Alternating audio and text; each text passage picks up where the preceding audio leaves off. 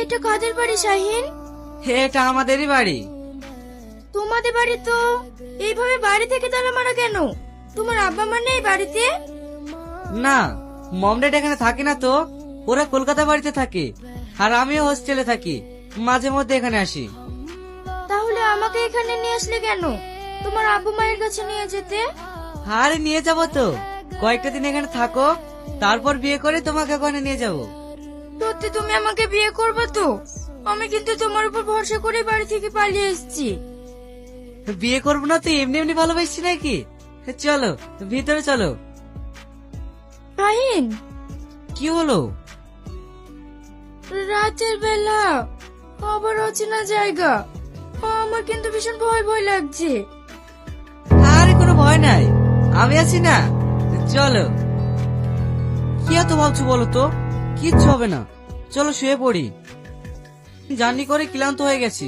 তুমি কোথায় শোবা? কেন এখানে? না না, বিয়ের আগে এক জায়গায় থাকা ঠিক না। বিয়ের আগে পর্যন্ত আমরা আলাদাই থাকবো। কি পাগলের মতো বকছো? আমরা তো বিয়ে করে ফেলবো, এখন এক জায়গায় থাকলে সমস্যা কোথায়?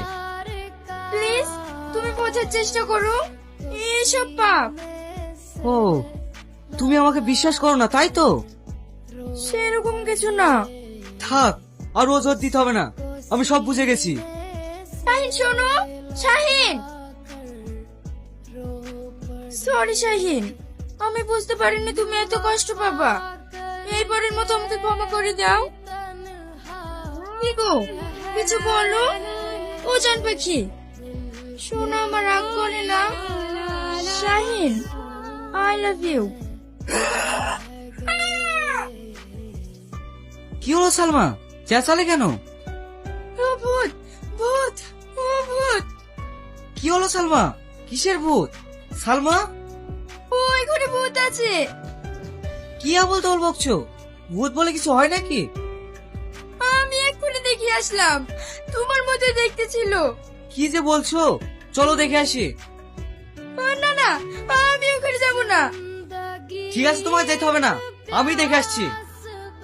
কই কিছুই তো নাই, কি দেখি যে ভয় পাচ্ছিল কে জানে। ও, আমার সাথে প্রেম করছো? আমি সব ভূত পেতে বিশ্বাস করি না। সত্যি এখানে ভূত ছিল, তুমি বিশ্বাস করো। পাগলি কোথাকার, কোনো ভয় নেই, এসো। কি গো শাহিন, আসছো না কেন?